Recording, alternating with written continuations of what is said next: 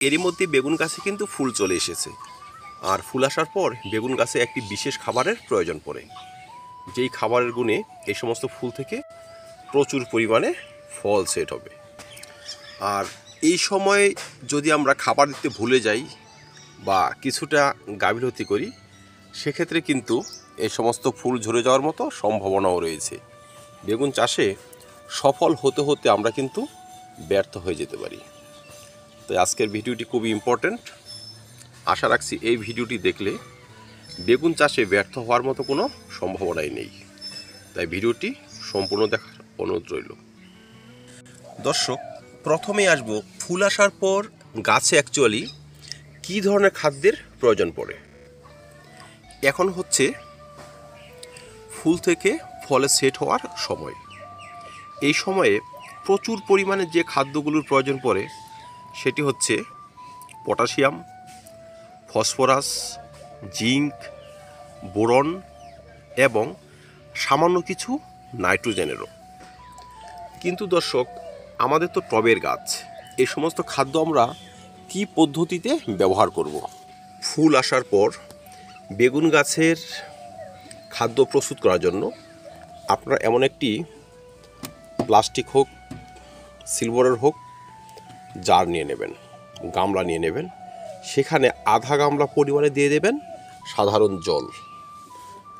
তারপর 10টি গাছের জন্য মোটামুটিভাবে 1 থেকে 1.5 কেজি পরিমাণের এরকম কলার খোসা নিয়ে নেবেন। কলার খোসা ওই জলে ভিজিয়ে রাখবেন। তারপর ফেলবেন 1.5 থেকে 200 পরিমাণে পেঁয়াজ এবং রসুনের খোসা। লাল পটাশ ফেলবেন 1 মুঠি। অধিক ফলনের জন্য আপনারা এমন পটাশিয়াম হিউমেট ব্যবহার করতে পারেন, মোটামুটিভাবে 5 গ্রাম এর উপরে ফেলে দিন। পটাশিয়াম হিউমেট কী কাজ করে সেটি হয়তো সবাই জানেন। মাটির উর্বরতা বাড়ানোর সঙ্গে সঙ্গে মাটিতে খাদ্য উপাদান ধরে রাখা, জলের ব্যালেন্স, গাছকে সুস্থ রাখা, মাটিতে থাকা খাদ্য গাছের উপযোগী করা, বিভিন্ন কাজে কিন্তু সহায়তা করে এই মূল্যবান খাবারটি। এটি 5 গ্রাম দিলে আমাদের উপকারী হবে। জিঙ্ক নিয়ে নিব 10 গ্রাম থেকে একটু বেশি, 15 গ্রাম পরিমাণ।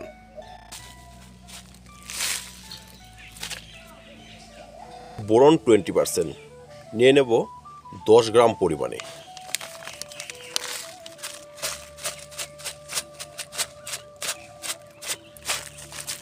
দু গ্রাম বেশি হলেও কোনো সমস্যা নেই। এমন মুঠির 3 মুঠি নিয়ে নিব সরষার খোল। এটি গুঁড়ো করে নিলে ভালো হয়, বা ছোট ছোট টুকরো আকারে নিলে কিন্তু ভালো হয়, তবে দ্রুত ডিকম্পোস্ট হবে। সর্ষের খোলের বদলে এখানে কিন্তু বাদাম খোলও ব্যবহার করা যায়। আপনারা 1 মুঠি নিম খোলও কিন্তু ব্যবহার করতে পারেন। এখন এই খাবারটি আমরা ফেলে রাখবো 7 দিনের জন্য। একটু ঘেটে দেবেন, তারপরে ওপেন ফেলে রাখবেন। ছাদের এক কোণায় এরা পড়ে থাকবে। 7 দিন পরে আবার দেখা হবে। 7 দিনের ব্যবধানে আমার বেগুন গাছের এই স্পেশাল টনিক কিন্তু একদম তৈরি। যেই টনিকের গুণেই কিন্তু আমার বেগুন গাছ প্রচুর পরিমাণে ফলন নিয়ে আসবে। তো আসুন কী করে তা ব্যবহার করব ছোট্ট করে দেখে নিই। আমরা এমন 10 থেকে 12 লিটারের একটি জারকেট দেব, বালতি নেব, পরিষ্কার জল 10 লিটার আমি কিন্তু নিয়ে নিয়েছি। এবার যে কাজটি করতে হবে, আমার এই তৈরি হওয়া স্পেশাল খাবার এখান থেকে আমি নিয়ে নিব মোটামুটিভাবে 2 লিটার। 10 লিটারের মধ্যে 2 লিটার। এই মগটি 1 লিটার হবে কি না সন্দেহ, তাই একটু বেশি নিয়ে নিব। সাধারণ জলের মধ্যে এই খাবারটি আমি মিশিয়ে দেব।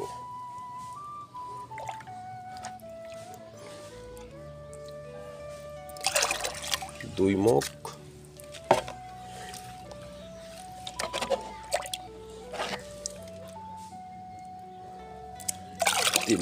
3 মগে মোটামুটি 2 লিটারই হবে। 2 লিটার স্পেশাল খাবার সাধারণ জল 10 লিটার। এবার কি করতে হবে, ডাইরেক্ট বেগুন গাছের গোড়ায় শুধু ব্যবহার করে দেব। হয়তো আপনারা এটাই ভাবছেন না, কিন্তু না, ডাইরেক্ট এই সার ব্যবহার করবেন না। এই সারে রয়েছে প্রচুর পরিমাণে খাদ্য উপাদান, মাইক্রোনিউট্রিয়েন্ট, বোরন, জিঙ্ক সব কিছু। তার সঙ্গে রয়েছে ফ্রি হিসাবে নানাবিধ অণুজীব, ছত্রাক।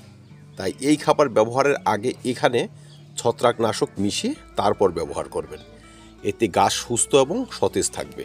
সাপ নিতে পারেন, অ্যান্ট্রাকোল নিতে পারেন, ব্যাভিস্টিন নিতে পারেন, যেটি থাকে, এখানে ব্র্যান্ড কোনো ব্যাপার নয়।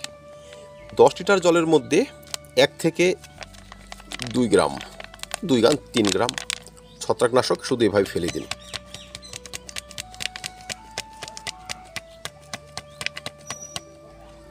বাস, ফেলে দিয়ে একটু ঘেটে দেব, তারপর ডাইরেক্ট এবার কিন্তু গাছের গোড়ায় অবশ্যই ব্যবহার করব।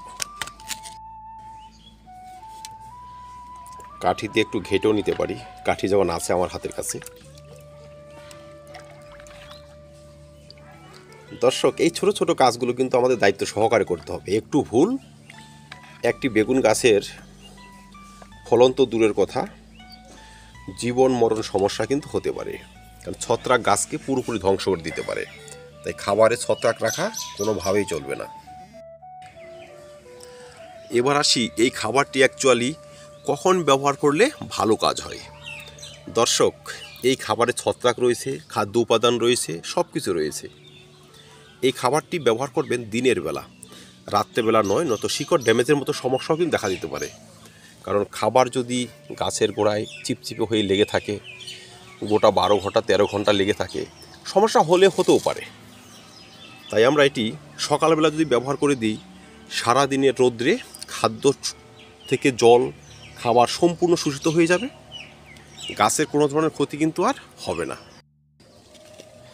এখন প্রশ্ন থাকতে পারে, এই খাবার আমরা কতটুকু ব্যবহার করব? দর্শক, এটি হচ্ছে অর্গানিক এবং রাসায়নিকের মিশ্র একটি খাবার। এটি ব্যবহার করবেন গাছের গোড়ায় যতটুকু জায়গা ফাঁকা থাকে, মানে টবের মাটিতে যতটুকু জল ধরে ততটুকু। একটু বেশি ব্যবহার করে দিলেও কোনো ক্ষতি নেই, কারণ অর্গানিক সোর্স বেশি রয়েছে, রাসায়নিক সোর্স কম রয়েছে। এইভাবে শুধু ঢেলে দিন।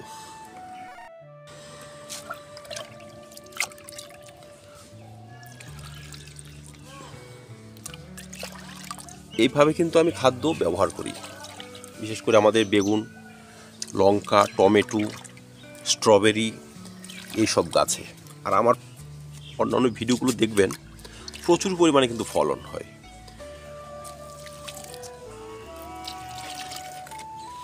আমার সুস্বাদু মালটা, মৌসম্বি, কমলা সব কিছু কিন্তু সম্ভব হয়েছে আমার এই সমস্ত খাদ্যের গুণেই।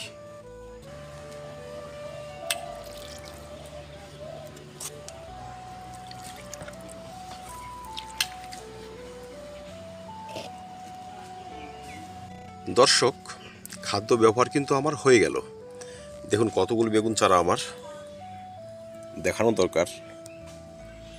কয়েকটিতে আবার বেগুনও হয়েছে। এটা হচ্ছে 12 মাসি বেগুন চারা, তো এখানে কিন্তু সারা বছরই বেগুন হয়। যত্নের অভাবে আমি প্রচুর পরিমাণে বেগুন গাছ তখন করতে পারিনি। যদি করতাম, হয়তো এই শীতে আমাকে একটি বেগুনও কিনে খেতে হতো না। বেগুনের কিন্তু প্রচুর দাম। দর্শক, এই খাবার আমরা ব্যবহার করব 10 থেকে 12 দিনের ব্যবধানে।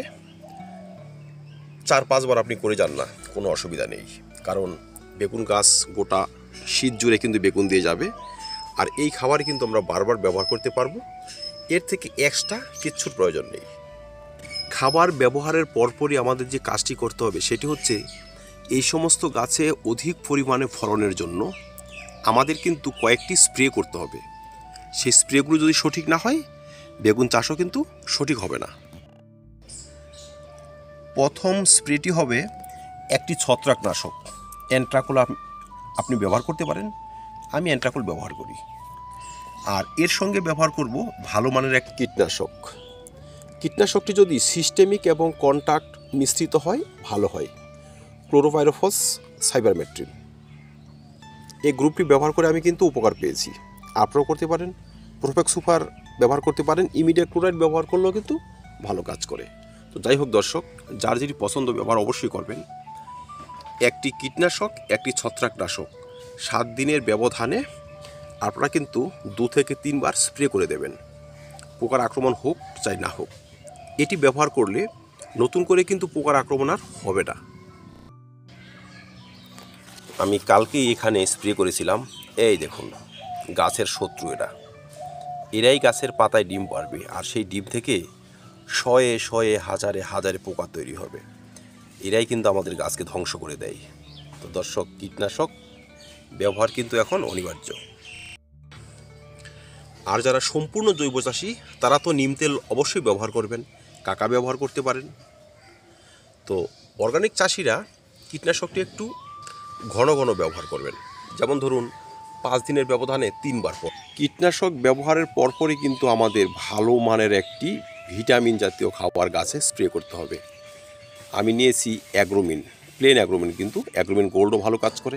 অ্যাগ্রোমিন করতে পারেন, বায়োভিটা এক্স করতে পারেন, বা মোবোমিনও কিন্তু করা যায়। এটিও কিন্তু 10 দিনের ব্যবধানে 2 বার ব্যবহার করে দেবো আমরা। কীটনাশক ফাঙ্গিসাইড হয়ে গেল, ভিটামিন হয়ে গেল। এবার কিন্তু গাছে রোগ প্রতিরোধ ক্ষমতা যেমন বাড়বে, অধিক পরিমাণে ফুলও নিয়ে আসবে, আবার সেই ফুল থেকে ফলও সেট হবে, গাছের পোকা টোকাও দূর হবে, গাছ লাল ভাব হয়ে যাওয়া সেই সমস্ত সমস্যাও দূর হবে, গাছে কিন্তু আর ছত্রাকও লাগবে না।